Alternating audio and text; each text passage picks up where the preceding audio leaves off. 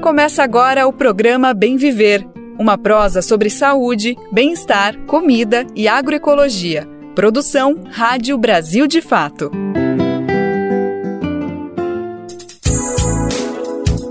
E hoje é quarta-feira, dia 6 de março de 2024. Quem está chegando por aqui é o Bem Viver, o nosso programa sobre agroecologia, saúde, alimentação, cultura e outros assuntos importantes para a gente entender o que está acontecendo no Brasil e no mundo. Essa é uma produção do Brasil de Fato e a gente está junto pela próxima 1 hora. Eu sou o Lucas Weber e te convido para saber os destaques do programa de hoje que está só começando. Cozinhas solidárias poderão servir mais de 1 milhão de refeições por mês com o novo decreto de Lula. Julgamento da Suprema Corte dos Estados Unidos sobre o futuro das redes sociais pode repercutir em todo o mundo. Meninas e mulheres na ciência. Conversamos com a geneticista multipremiada internacionalmente Maiana Zatz.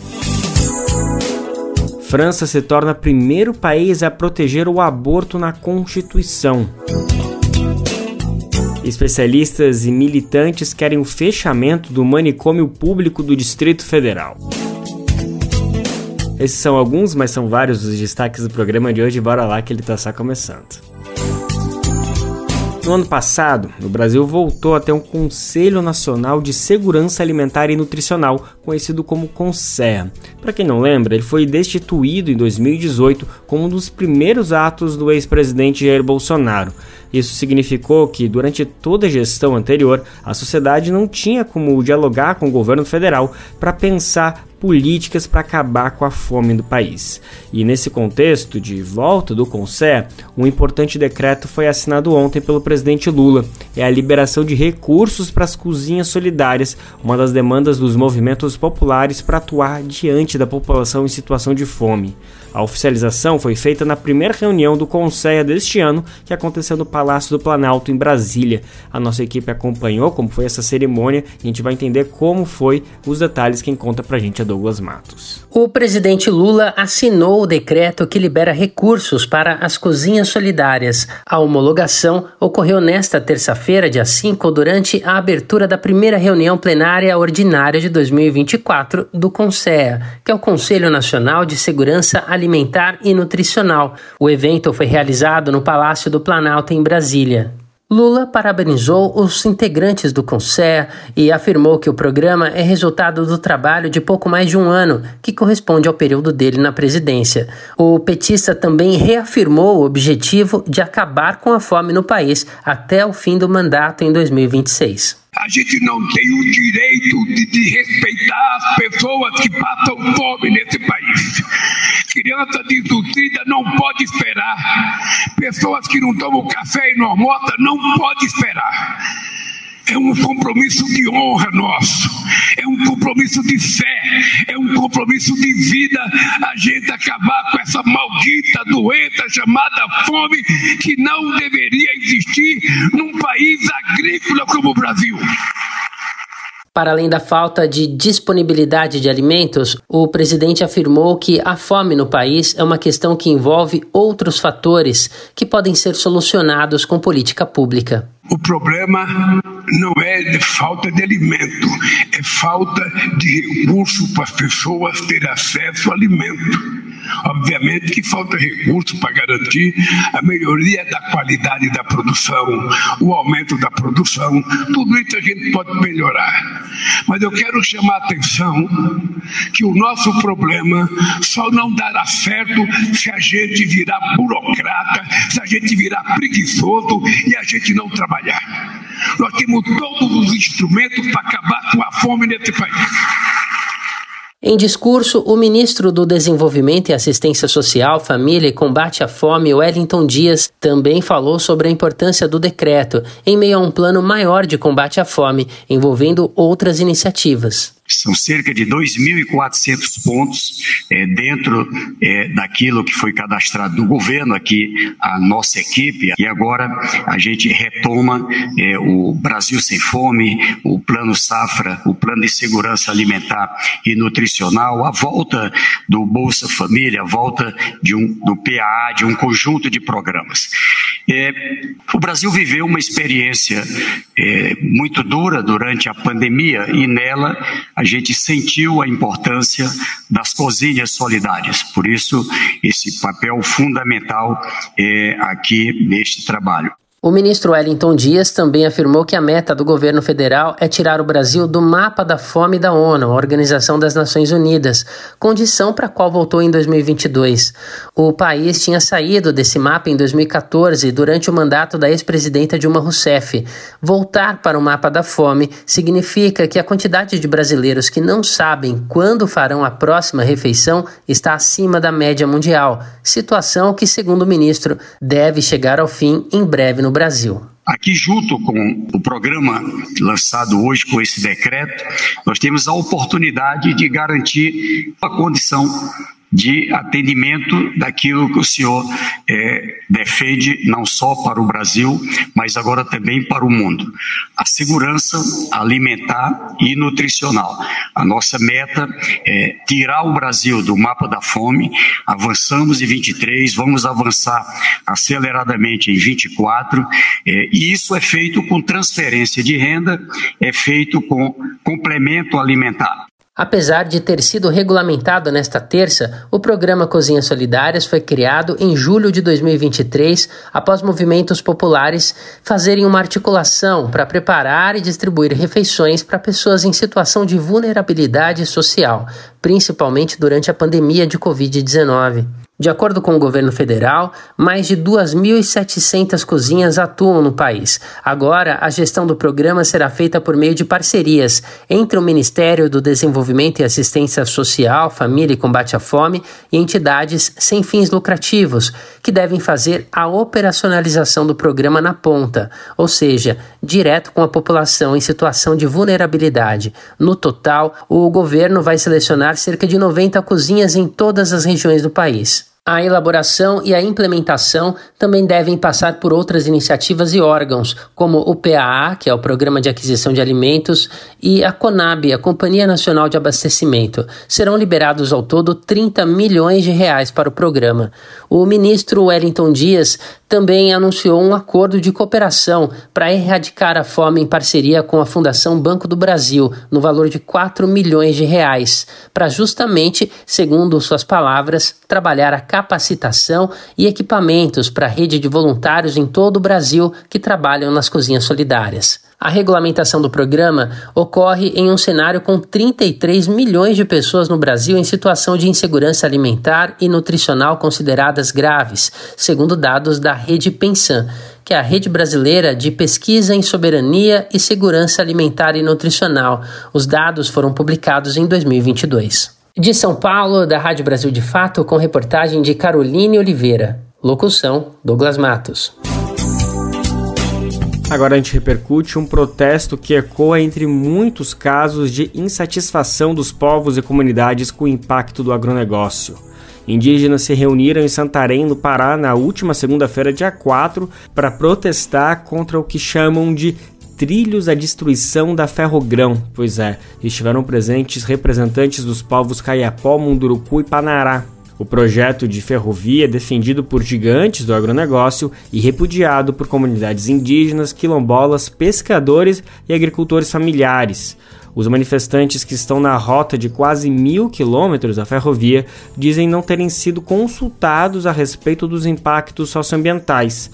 Uma das questões levantadas no protesto é o desmatamento de 50 mil quilômetros quadrados. Só para ter uma ideia, essa área é maior do que o estado inteiro do Rio. Enfim, é um assunto complexo, mas já deu para ter ideia que ele mexe com muita gente poderosa e a gente precisa tratar o assunto com bastante calma, delicadeza e precisão.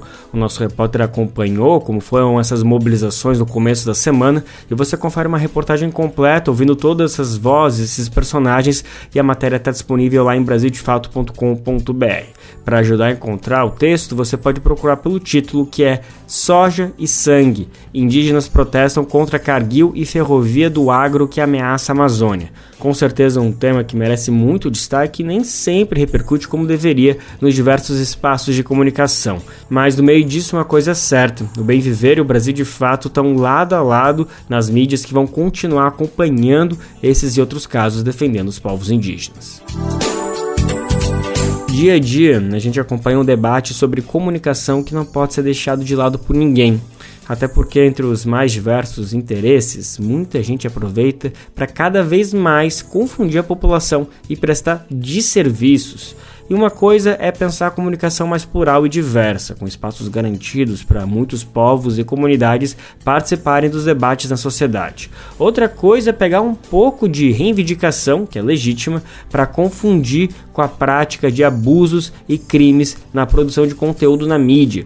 E quando, por exemplo, algumas pessoas falam em liberdade de expressão para produzir mentiras, preconceitos e outras formas de desinformação.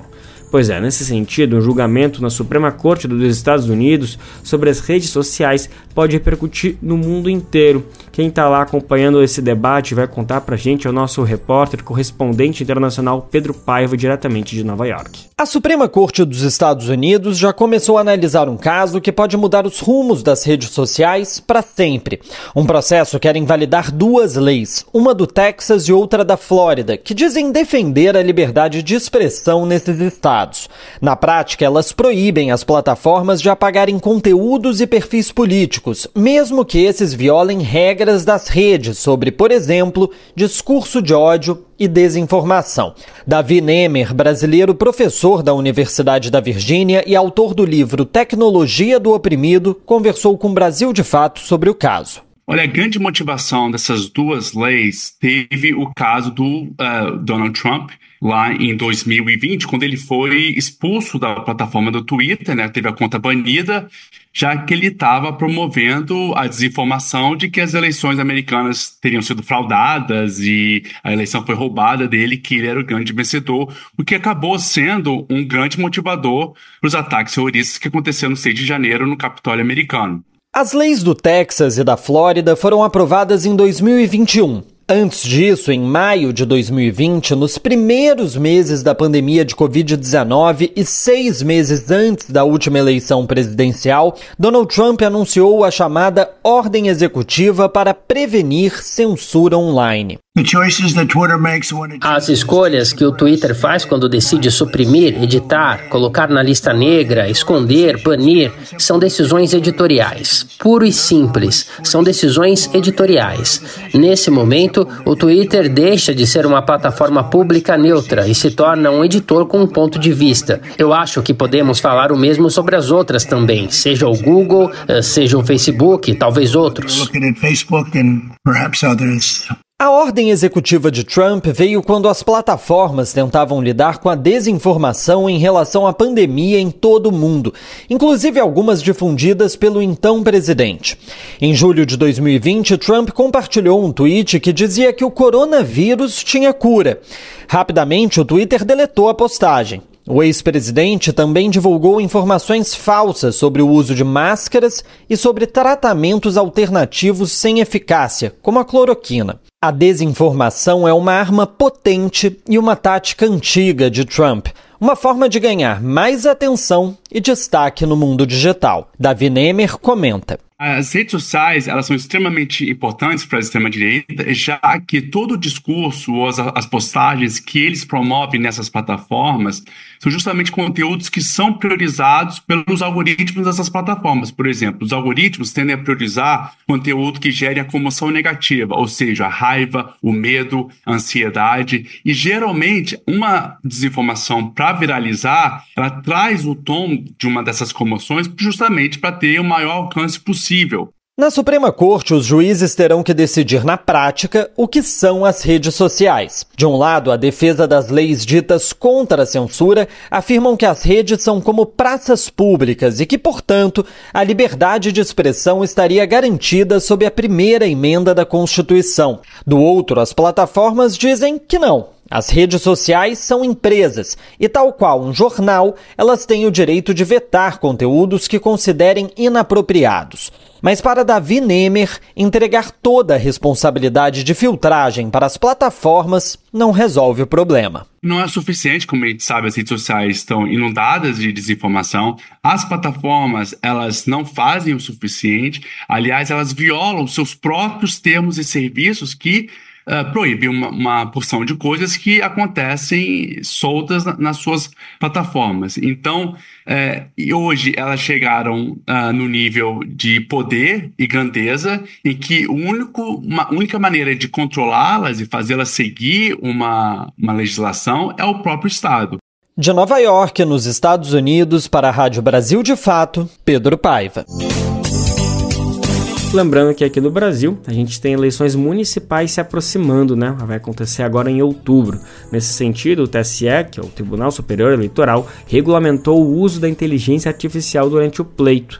A medida traz 12 resoluções e, entre elas, a proibição das chamadas deepfakes. Para quem ainda não sabe do que se trata esse novo estrangeirismo, a gente explica um pouco. É uma forma de usar as tecnologias de comunicação para enganar de uma forma eficiente. Por exemplo, pelo método é possível pegar um discurso do Jair Bolsonaro e transformar na imagem como se fosse o presidente Lula falando. E pior de tudo, apesar de se tratar de uma situação falsa, pela tecnologia pode parecer real e muito real. É bronca, né? Por isso essa resolução trata de algo muito importante que a gente precisa ver com muita atenção porque vai acontecer e muito durante as eleições. É bom todo mundo estar atento. E aquele recadinho que nunca é demais, né? O nosso Bem Viver vai ao ar de segunda a sexta-feira, sempre a partir das 11 horas da manhã, e você pode colocar aí na sua grade, na sua rádio comunitária, na sua rádio regional, sem nenhum problema, de graça. Vai ser um prazer tocar aí junto contigo, viu? Tem várias, dezenas, centenas de rádios que já estão nesse papel junto com a gente de botar a voz do Bem Viver para repercutir pelo Brasil inteiro. Bom, se você quer aderir a essa luta com a gente, é só ir em radiobrasildefato.com.br e lá você clica em como ser uma rádio parceira que tem o caminho, o tutorial para você entrar junto com a gente nessa. Quem acompanha o Bem Viver sabe que essa semana a gente está trazendo uma espécie de esquenta para o 8 de março, Dia Internacional das Mulheres. A gente já falou nessa semana, por exemplo, com Sanara Santos, jornalista, com a cientista política Hanna Marussi, e hoje a gente tem a honra de receber uma das cientistas mais renomadas, mais prestigiadas no mundo inteiro, sem exagero, a multipremiada Mariana Zatz. Ela que é bióloga molecular, geneticista, professora do Departamento de Genética e Biologia Evolutiva do Instituto de Biociências da Universidade de São Paulo. Inclusive, ela foi pró-reitora de pesquisa entre 2005 e 2009 lá na USP e também atua no Centro de Estudos do Genoma Humano e Células-Tronco da USP. Tem que ter fôlego para falar todo esse currículo, isso que eu não falei de nenhum prêmio. Doutora, muito obrigada pela disponibilidade para estar aqui conversando com a gente, viu? Muito obrigada pela possibilidade de falar um pouco de ciência no Brasil. Que lindo, é isso que a gente quer falar. Inclusive, deixa eu te começar com uma pergunta.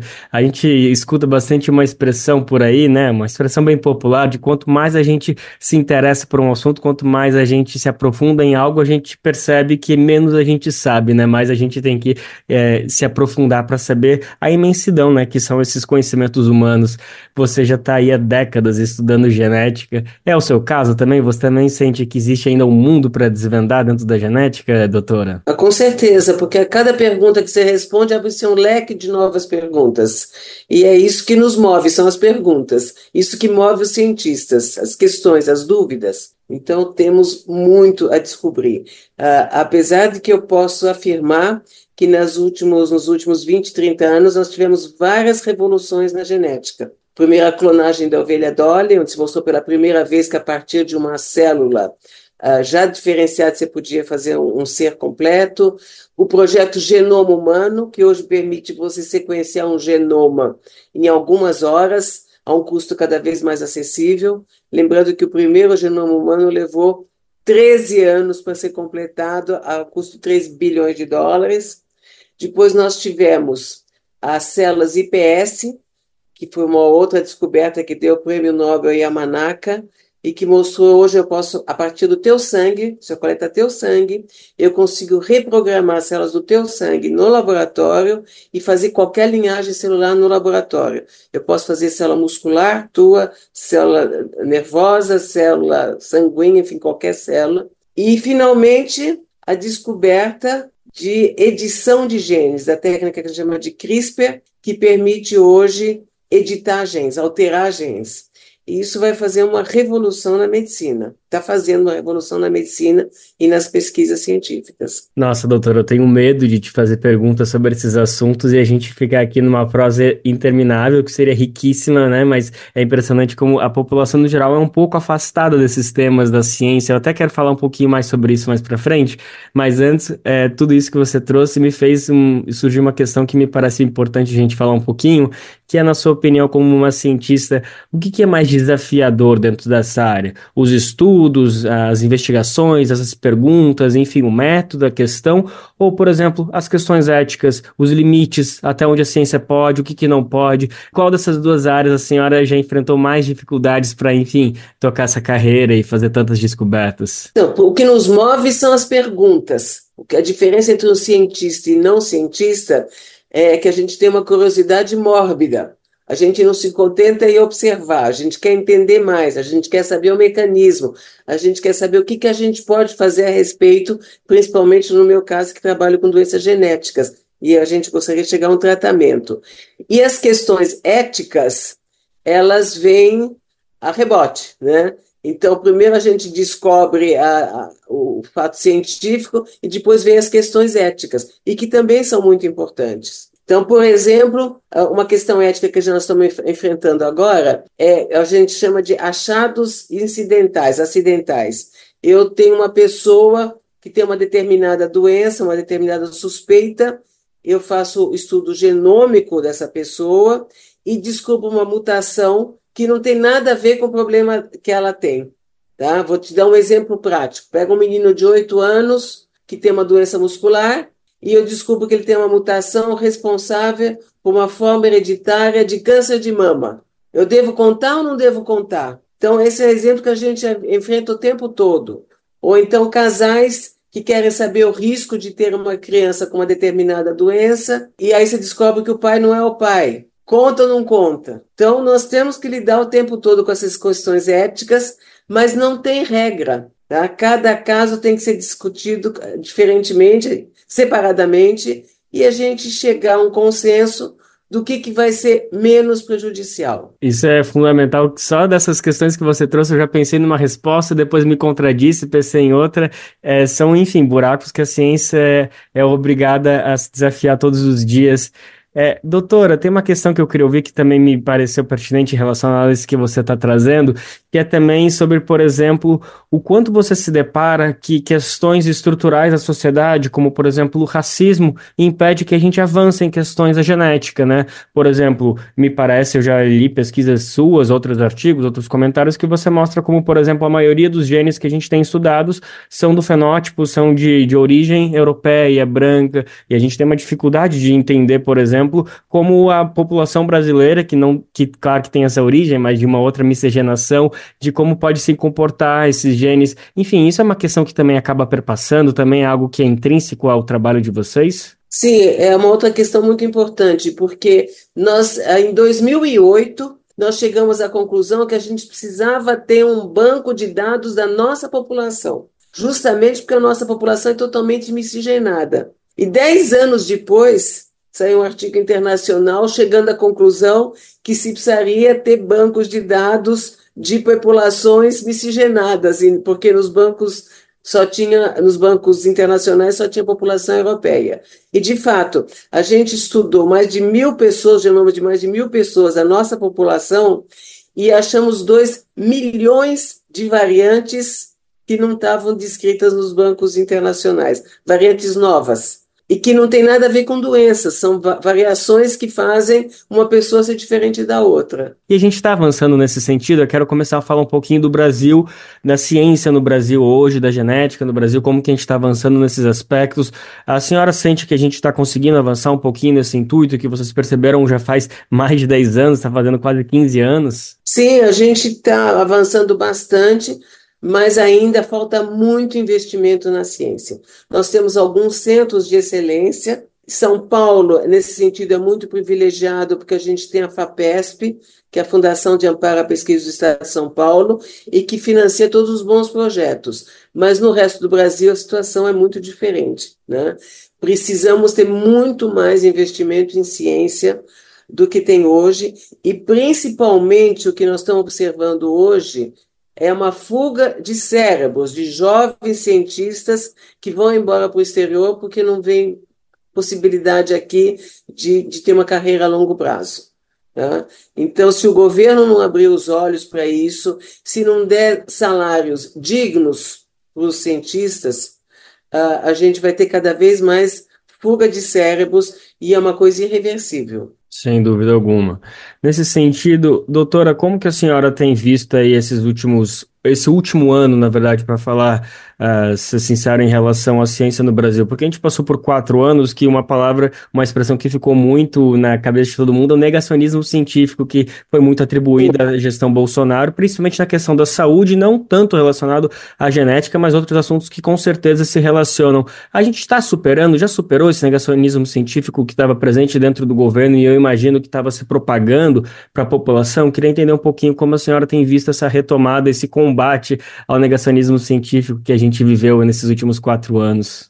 Sem dúvida melhorou muito, mas ainda há muito para melhorar. Tá? Nós temos muito para melhorar. Como eu falei, a gente precisa de muito mais investimentos, e uma outra barreira que os cientistas brasileiros têm, e que eu tenho brigado há muito tempo para a gente tentar mudar isso, é a dificuldade para importar reagentes para pesquisa. Tá? Então, enquanto nos Estados Unidos, se eu penso numa experiência científica, numa experiência laboratorial, no dia seguinte eu tenho todos os reagentes para poder testar a minha ideia.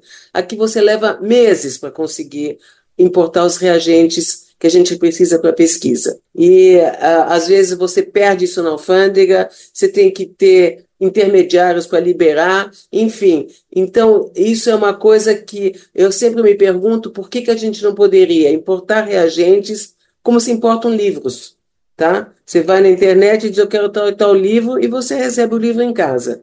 A gente gostaria que isso acontecesse com as nossas pesquisas e que fosse entregue nas universidades. Nós temos verbas alocadas para importação, nós somos registrados no CNPq como cientistas, e então não haveria meio nenhum da gente fazer coisas ilícitas. Tá?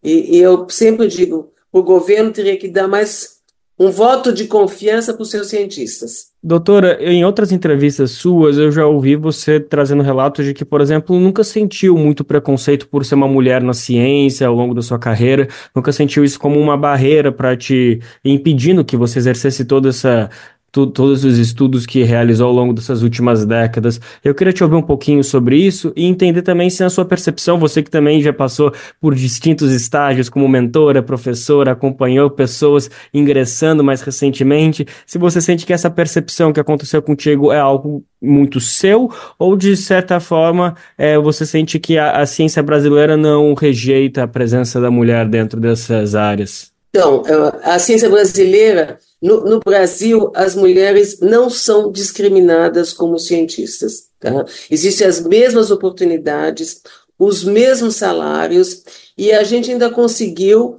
ter licença maternidade.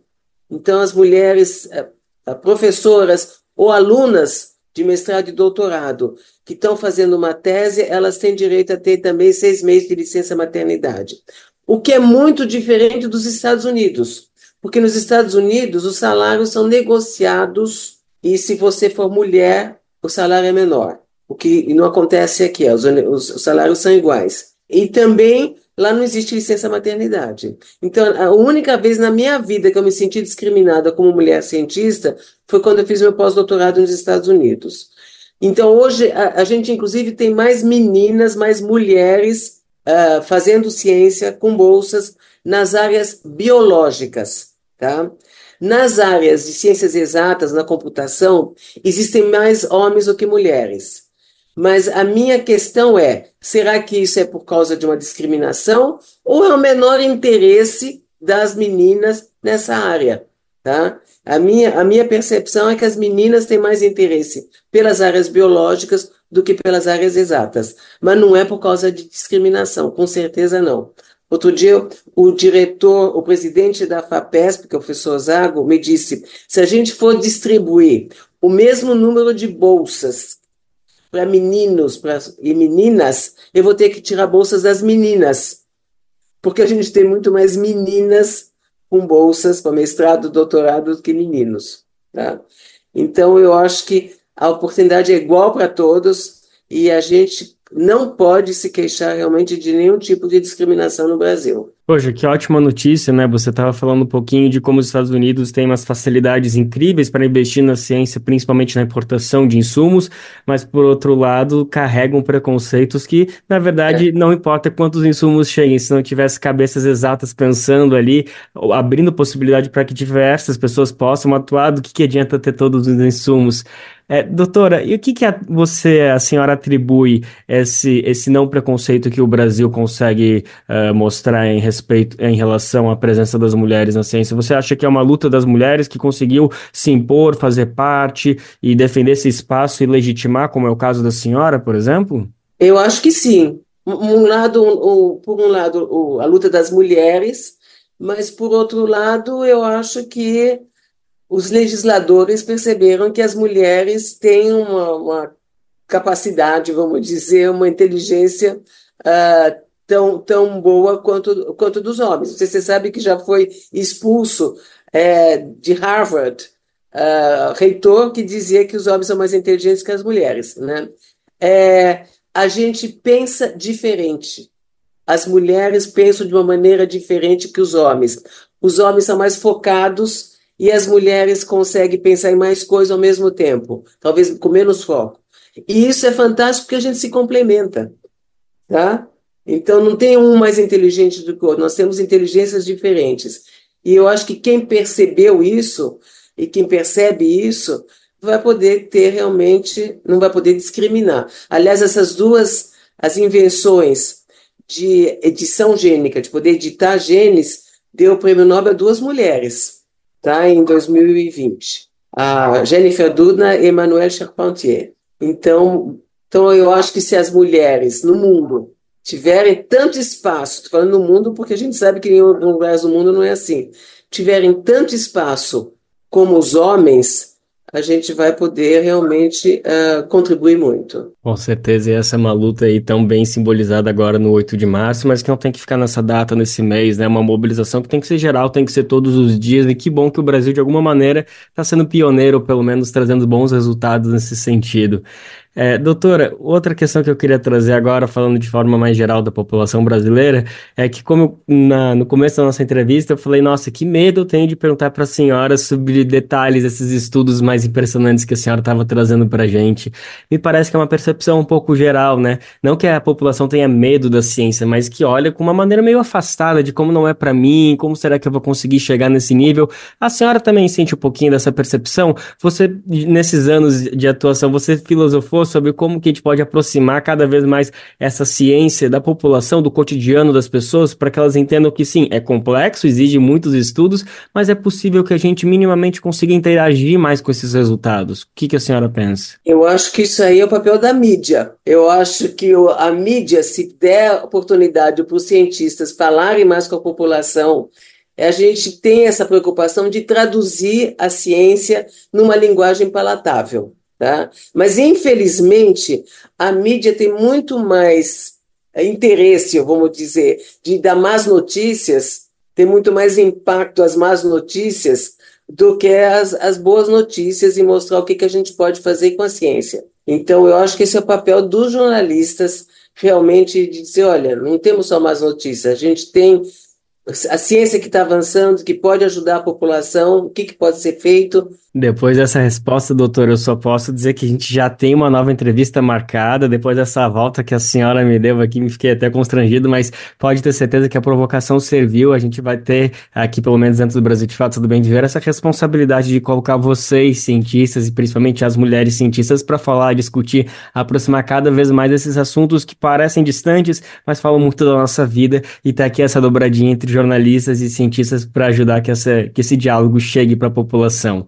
Por hora, eu só tenho a agradecer, Maiana Zatz, muito obrigado pela disponibilidade para conversar com a gente, viu? Eu que agradeço a oportunidade. Maravilha, eu acabei de conversar com a bióloga molecular, geneticista, Maiana Zatz, ela que é professora do Departamento de Genética e Biologia Evolutiva do Instituto de Biociências da Universidade de São Paulo. Inclusive, lá ela exerceu o cargo de pró-reitora de pesquisa entre 2005 e 2009, além de atuar também no Centro de Estudos do Genoma Humano e Células-Tronco da USP. A gente destaca agora que a França se tornou o primeiro país do mundo a proteger o aborto em sua Constituição. A prática é descriminalizada no país há 50 anos, mas retrocessos nos Estados Unidos incentivaram a mudança no país europeu. Vamos entender melhor o que isso tem a ver uma coisa com a outra? Quem vai contar pra gente é Douglas Matos. A França se tornou o primeiro país a inscrever a expressão liberdade garantida sobre o aborto na Constituição do país. Por 780 votos a favor e 72 contrários, os legisladores aprovaram, sem surpresas, a reforma constitucional durante um congresso extraordinário das duas câmaras no Palácio de Versalhes, a oeste de Paris. A cerimônia final da inscrição do aborto na Constituição da França vai ocorrer na próxima sexta-feira, 8 de março, Dia Internacional da Mulher, segundo anunciou o presidente Emmanuel Macron, que celebrou o que chama de orgulho francês numa mensagem universal.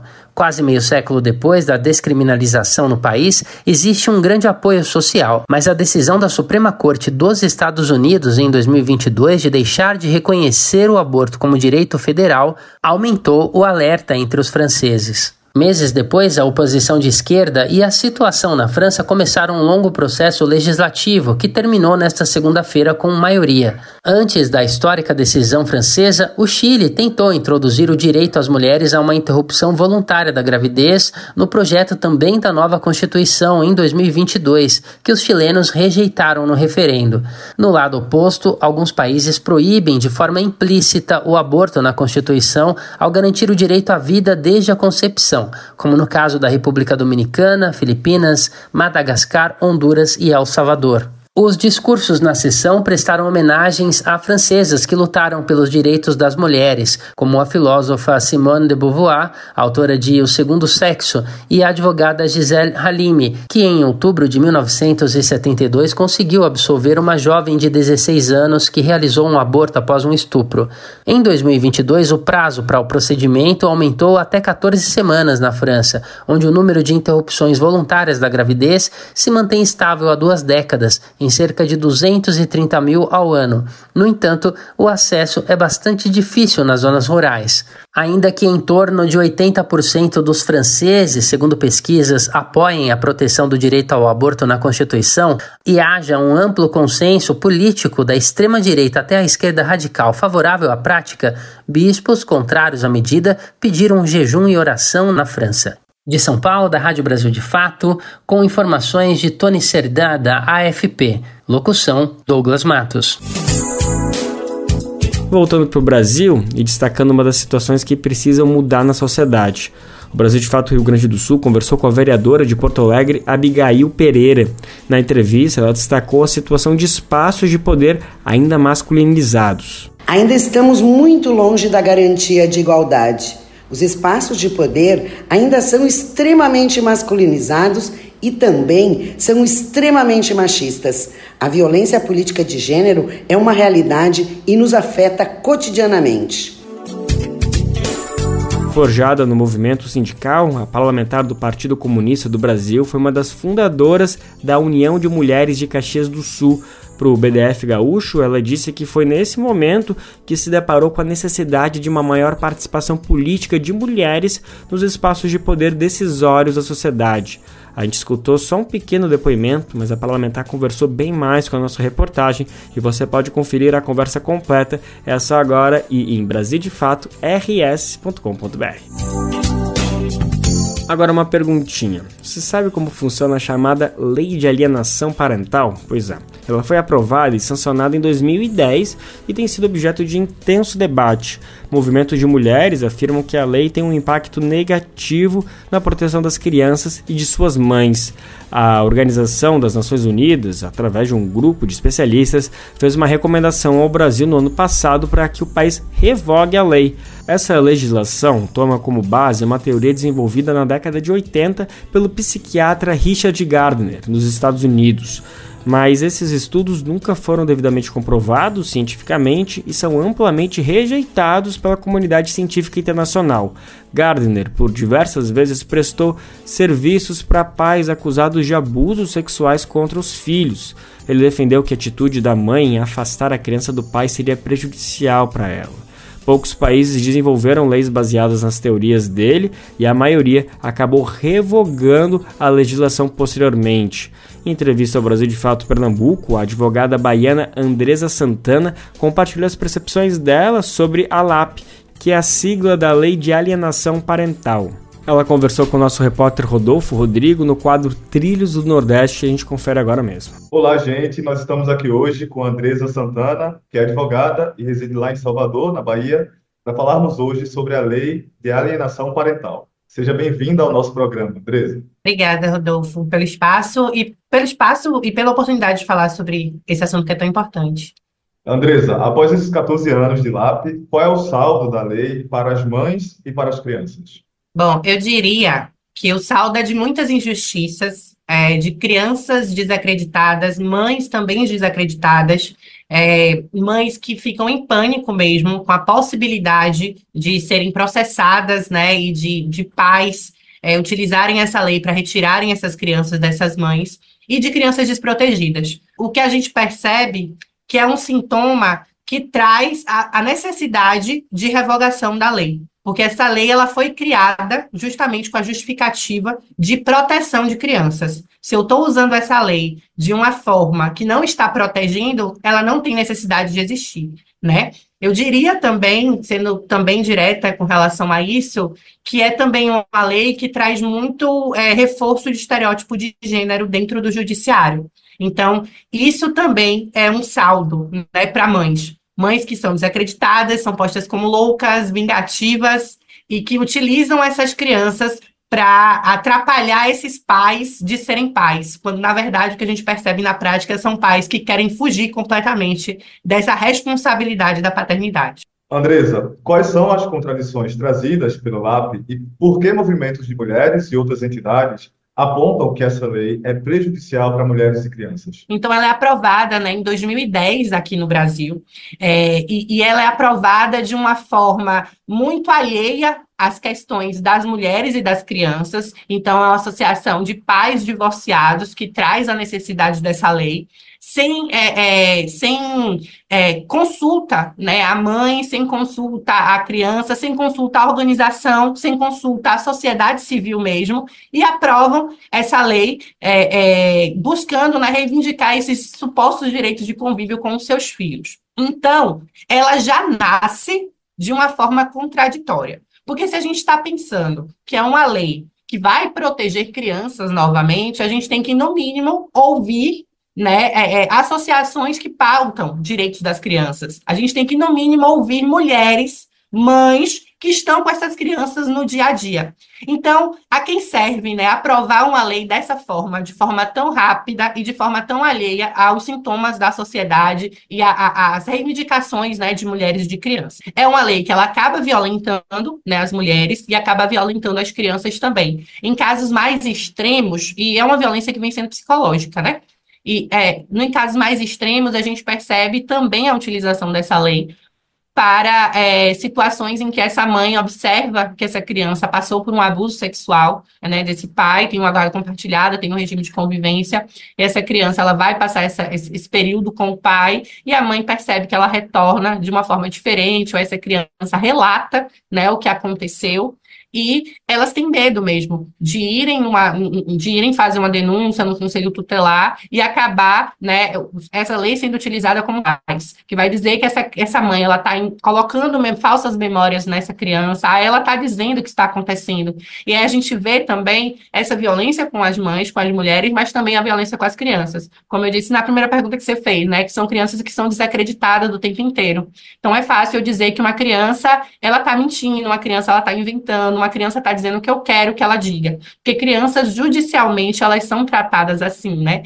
O que elas relatam é algo que eu preciso de mais provas para dizer que o que elas estão relatando é verdade, né? Então, dizer que essas memórias de violência sexual, de abuso cometidas pelos seus pais é uma falsa memória imputada por essa mãe que não se conformou com esse término, por exemplo, é muito fácil, porque eu pego esse elo mais fraco das crianças e acabo utilizando isso de uma forma que vai privilegiar quem quer ser privilegiado, né?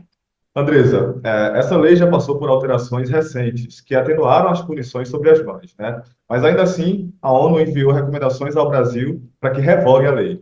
Isso tem sido debatido pelos nossos deputados e senadores? As modificações que aconteceram foi com relação à suspensão da autoridade parental, né? Não existe mais essa possibilidade dessa suspensão, ou seja, a mãe não, assim, dizendo de forma bem julgada, a mãe não perde mais a guarda, né? O que a gente pode ter agora são multas. Essa alteração dessa guarda familiar de ser unilateral, ela virar compartilhada, ou ela ser compartilhada virar unilateral. Então, a gente tem essa modificação e a questão de ampliação da convivência. Então, é um pai que não convivia com essa criança, agora pode ter um período de convivência com ela, o que faz algumas mães ficarem também em pânico, né? Porque por muitas vezes essa convivência ela não é assistida. Então, como é que eu estou acreditando que esse pai está, por exemplo, fazendo alguma coisa com essa criança, ou não tem o cuidado devido com essa criança, e de repente o juiz manda com que me acuse de alienação parental, né, me condena por alienação parental e faz com que esse pai conviva mais com essa criança. Então, olha o pânico que fica, né? Os senadores, os nossos deputados debatem isso, mas a questão ainda debatem da forma como tem que debater, porque a gente sabe que todo projeto de lei, ele demanda um tempo, né, para acontecer, para ser aprovado, para a revogação acontecer. Mas, ao mesmo tempo, a gente percebe que tempo é ouro, né? Então, quanto mais se demora para essa aprovação, quanto mais não se coloca esse ponto em pauta de uma forma que eu traga ela como uma prioridade para essas mães e para essas crianças também, algumas mães e crianças vão continuar sendo violentadas. Além de tudo, a gente tem essa questão de mudar o pensamento, né? A gente vai revogar a lei, mas, ao mesmo tempo, essa questão desse debate, desse estereótipo, dessa mulher louca, dessa mulher vingativa, dessa criança que está mentindo, que está com falsas memórias, vai continuar acontecendo, mesmo sem a utilização da lei. Então, a gente trouxe uma lei que mudou, querendo ou não, uma cultura, né, de como essas mulheres são postas, também processos de família, e a gente vai ter que reverter isso tudo. A gente agradece a sua participação aqui no Trilhas do Nordeste, Andresa. Até a próxima. Obrigada, Rodolfo. Vamos falar agora sobre a luta antimanicomial. Aqui em Brasília, no Hospital São Vicente de Paulo, segue em funcionamento, mesmo havendo uma lei distrital que proíbe esse tipo de instituição, isso desde 1999. Segundo ativistas, na prática, o hospital opera como um manicômio, embora a instituição alegue que é só para tratamento temporário. O hospital também é alvo de denúncias de maus tratos aos pacientes. Vamos entender melhor essa situação tão complexa na reportagem de Flávia Quirino. Em novembro de 2023, 5 pacientes psiquiátricos fugiram do Hospital São Vicente de Paulo, em Brasília.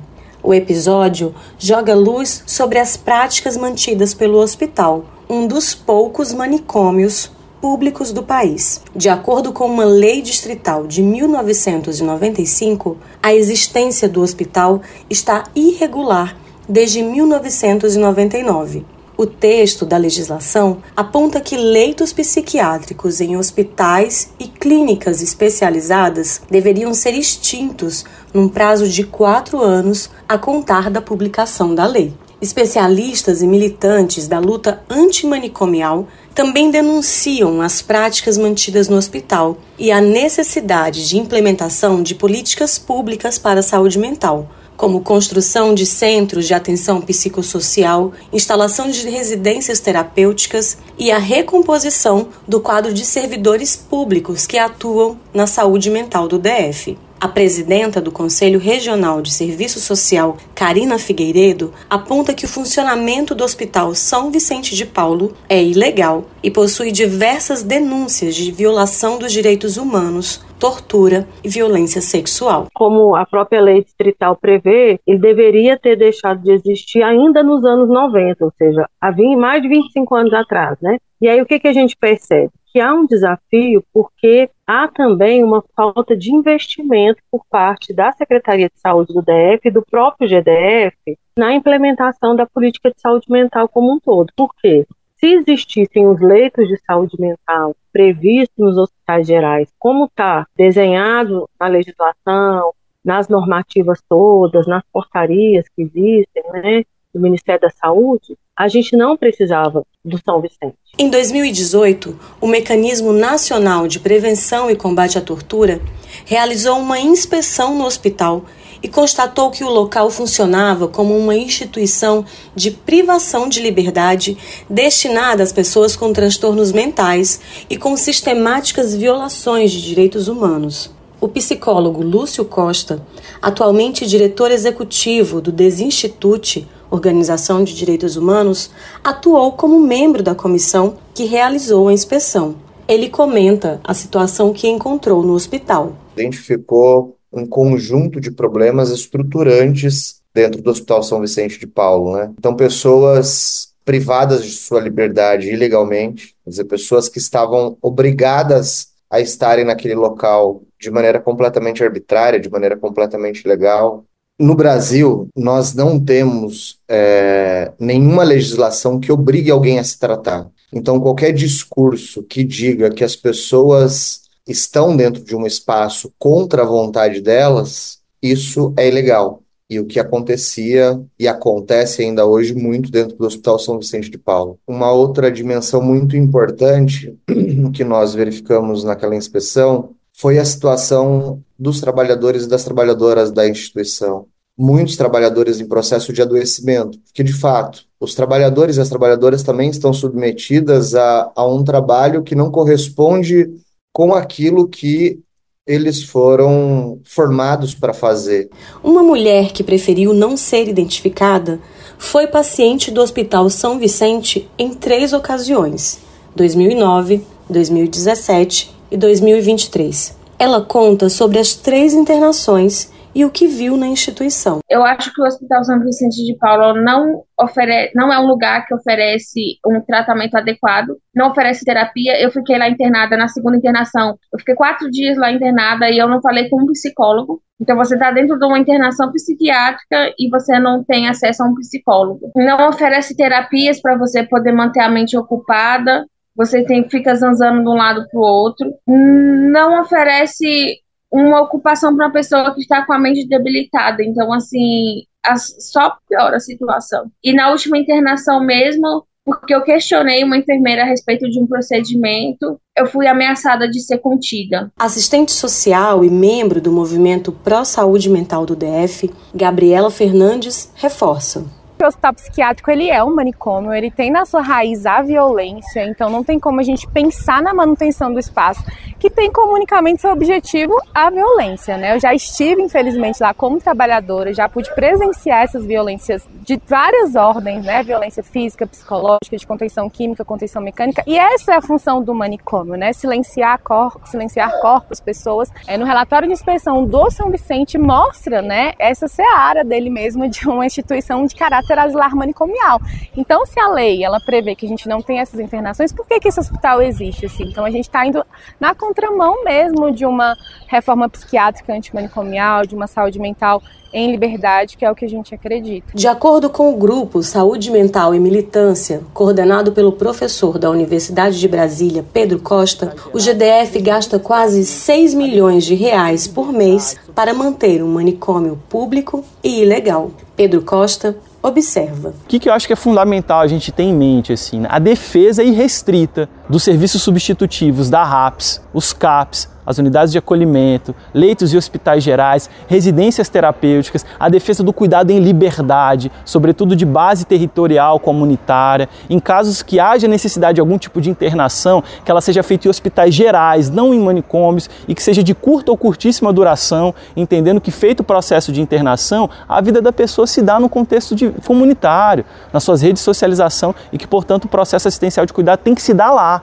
onde a pessoa vive, onde ela forma seus vínculos, seus laços, onde ela come, onde ela trabalha. Então, há de se fazer uma defesa irrestrita da reforma psiquiátrica, dos seus princípios basilares, dos seus nortes e horizontes em termos da liberdade como terapêutica, do cuidado em liberdade. Gabriela Fernandes aponta ainda que existe uma falta de interesse no fechamento do hospital. É uma falta de interesse mesmo na política antimanicomial. E o São Vicente, ele mobiliza essa psiquiatria tradicional, né, que é uma psiquiatria que fortalece a indústria farmacêutica, que fortalece um lobby muito grande dessa psiquiatria. Então, é a gente fortalecer mesmo, assim, tentar caminhar e mobilizar coletivamente para que esses serviços eles sejam implementados. A ex-paciente destaca. Se eu puder, eu não volto para lá nunca mais. Eu acho que o hospital tem que ser fechado porque ele não oferece tratamento adequado. Ele é simplesmente um lugar para você jogar as pessoas que não estão bem mentalmente, jogar elas lá dentro e não oferece nem o tratamento adequado corretamente. Porque se o tratamento adequado fosse feito, a gente tinha recuperação boa de lá. Nenhuma das internações que eu tive, nenhum dos atendimentos que eu tive lá, eu saí melhor da intervenção deles. De Brasília, para a Rádio Brasil de Fato, Flávia Quirino. A reportagem entrou em contato com a Secretaria de Saúde do DF e, em nota, ela informou que a internação de estabelecimento está alinhada com as diretrizes do tratamento integral e humanizado aos pacientes. De acordo com o texto, atendendo todos os requisitos e exigências da Lei 10.216, com internações com a mínima duração possível.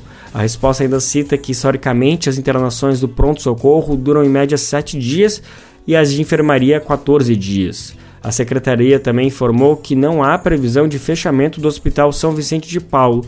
A justificativa para isso é que o hospital, abre aspas, presta um serviço muito importante à população do DF e proximidades, sendo uma unidade de referência que dispõe de pronto-socorro 24 horas com porta aberta, fazendo atendimento de emergências aos pacientes com sofrimento mental das mais variadas, além de possibilitar a internação breve de pacientes em surto, que muitas vezes colocam a si mesmo e a outros em risco, inclusive de vida, fecha aspas. A gente destaca agora que estão abertas as inscrições para a seleção de projetos de implementação ou estruturação de farmácias vivas. Muito bacana a iniciativa, gente. A data limite para as inscrições é até o dia 19 de abril e todo o procedimento deve ser feito pela internet através do portal do Ministério da Saúde. O edital está aberto para as secretarias de saúde municipais, estaduais e do Distrito Federal também. O programa Farmácia Viva é uma ação do Ministério da Saúde que vai ser implementada via SUS, isso em todo o país. A iniciativa quer expandir para usuários da rede pública um serviço de tratamento com uso de plantas medicinais e fitoterápicos. O programa também quer reconhecer e fortalecer as práticas populares e tradicionais de uso de plantas medicinais e remédios caseiros. A ideia é que a agricultura familiar também entre como agente produtivo dos recursos que vão abastecer as farmácias. O programa também incentiva a pesquisa, o desenvolvimento de tecnologias e inovação em plantas medicinais e fitoterápicos.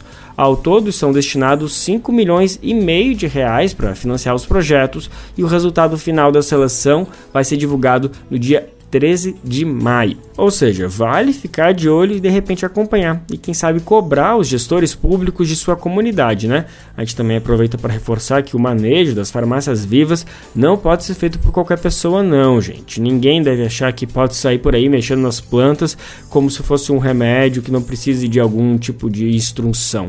Só vale para quem domina de verdade o assunto, seja pelo conhecimento popular ou científico. As plantinhas do mato, burão, cachumba, quebradeiro, lombago.